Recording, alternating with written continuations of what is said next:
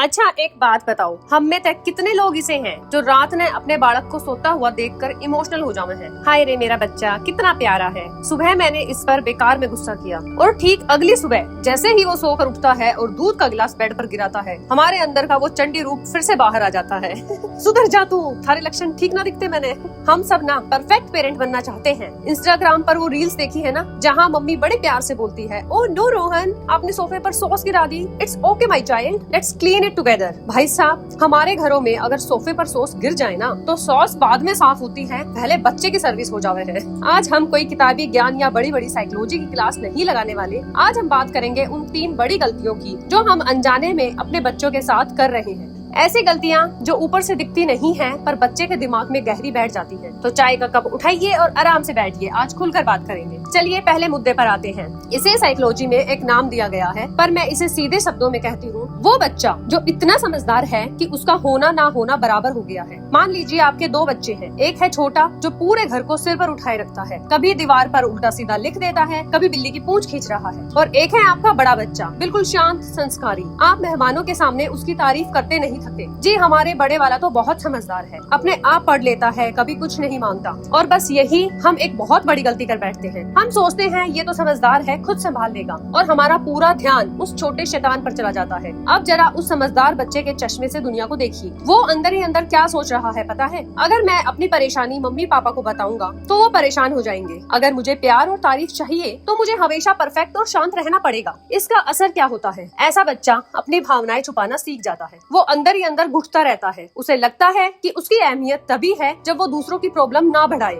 बड़े होकर ऐसे बच्चे पीपल प्लीजर बन जाते हैं, यानी वो अपनी खुशियाँ छोड़कर दूसरों को खुश करने में लग जाते हैं, क्योंकि उन्हें ना कहना आता ही नहीं। यूँ समझो भाई, जैसे घर की वो मारुति ऑल्टो कार जो बिना किसी नखरे के, बिना एक्सीडेंट के चुपचाप चलती रहती है, हम उसकी सर्विसिंग भी भूल जाते हैं। और जो दूसरी महंगी वाली गाड़ी है जो बार बार खड़खड़ करती है, हम उस पर पूरा पैसा और ध्यान लगाते हैं। पर याद रखो, वो ऑल्टो भी कभी न कभी बीच सड़क पर खड़ी हो जाएगी। अगर उसे तेल पानी नहीं दोगे तो इलाज क्या है? बिल्कुल सिंपल है। हफ्ते में कम से कम एक बार उस शांत बच्चे के साथ अकेले बैठिए। उसे बोलिए, बेटा तुम बहुत समझदार हो, मुझे पता है, लेकिन तुम मेरे बच्चे भी हो। अगर कभी मन उदास हो या कोई गड़बड़ हो जाए तो अपनी इस माँ से आके लड़ लिया कर, पर चुप मत रहा कर। उसे यकीन दिलाइए कि उसका परफेक्ट होना जरूरी नहीं है, उसका खुश होना जरूरी है। कदे कदे थोड़ा हुड़दंग तू भी मचा लिया कर भाई, मैंने अच्छा लगेगा, ऐसे बोलो। अब आते हैं दूसरी बात पर। आजकल के पेरेंट्स को एक नया बुखार चढ़ा है, बच्चे को हर बात पर हवा में चढ़ाना। बच्चे ने खुद से पानी का गिलास उठा लिया, oh my god you are so intelligent. बच्चे ने ड्राइंग में एक टेढ़ा मेढ़ा कौवा बना दिया, अरे तुम तो पिकासो के दादा निकले। सुनने में तो ये बहुत पॉजिटिव लगता है ना, लेकिन साइकोलॉजी कहती है कि बच्चे को बार बार यह बोलना कि तुम बहुत बुद्धिमान हो, इंटेलिजेंट हो, स्मार्ट हो,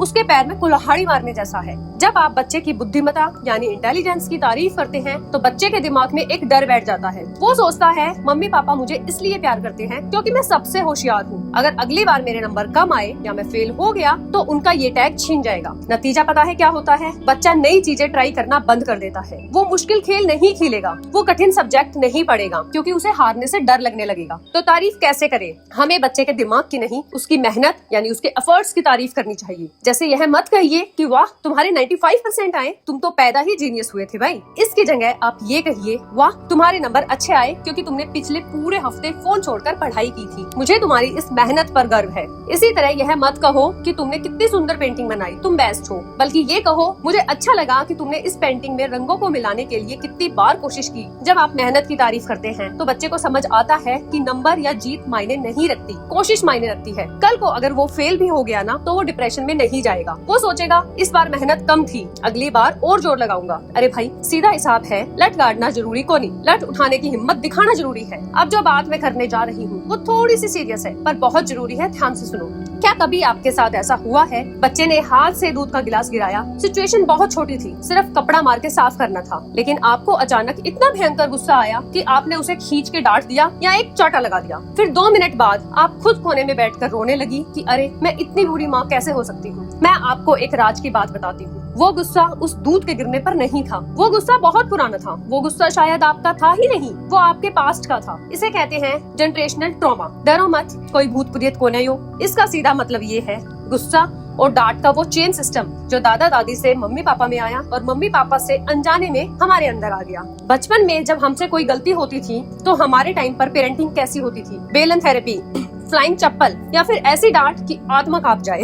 उस समय हमें चुप करा दिया जाता था। हमने वो डर, वो गुस्सा अपने अंदर दबा लिया। आज जब हमारा बच्चा हमारे सामने वैसी ही गलती करता है तो हमारे अंदर वो दबा हुआ बच्चा जाग जाता है। हमें लगता है कि बच्चे को कंट्रोल करने का एक ही तरीका है, चिल्लाना या डराना। हम अनजाने में वही पैटर्न अपने बच्चे पर दोहराने लगते हैं। इस चक्र को तोड़ना बहुत मुश्किल है पर नामुमकिन नहीं है और इसे सिर्फ एक माँ ही तोड़ सकती है। इसके लिए सबसे पहले पॉज बटन दबाना सीखो। जैसे ही बच्चे पर हाथ उठाने या चिल्लाने का मन करे वही स्टैचू बन जाओ। 5 सेकंड के लिए गहरी सांस लो, खुद से बोलो, यह बच्चा मुझे परेशान नहीं कर रहा, यह खुद परेशान है। सारे गुस्से का रिमोट कंट्रोल इस बच्चे के हाथ में नहीं होना चाहिए। दूसरा स्टेप है कि अपनी कमियों को एक्सेप्ट करो। अगर किसी दिन गुस्सा आ भी गया और आपने डांट दिया, क्योंकि हम इंसान हैं, भगवान नहीं, तो गुस्सा शांत होने के बाद बच्चे के पास जाइए, उसका हाथ पकड़िए और बोलिए, बेटा मम्मा से गलती हो गई, मुझे आप पर चिल्लाना नहीं चाहिए था, आई एम सॉरी। विश्वास मानिए, जब एक माँ बच्चे से माफी मांगती है तो बच्चा बिगड़ता नहीं है, बल्कि वो माफ करना और अपनी गलती मानना सीखता है। थर्ड स्टेप है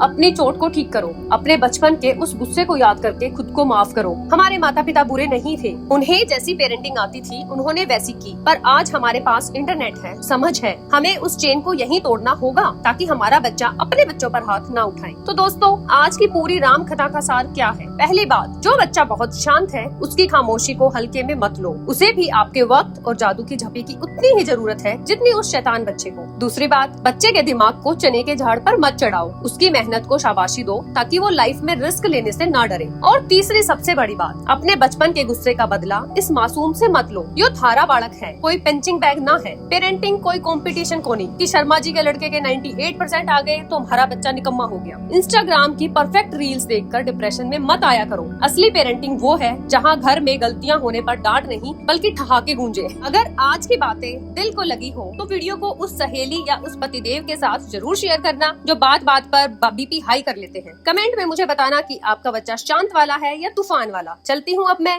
अगली बार फिर मिलेंगे ऐसे ही किसी मजेदार और काम की बात के साथ। तब तक के लिए अपना और अपने बच्चे का ध्यान रखिए। धन्यवाद।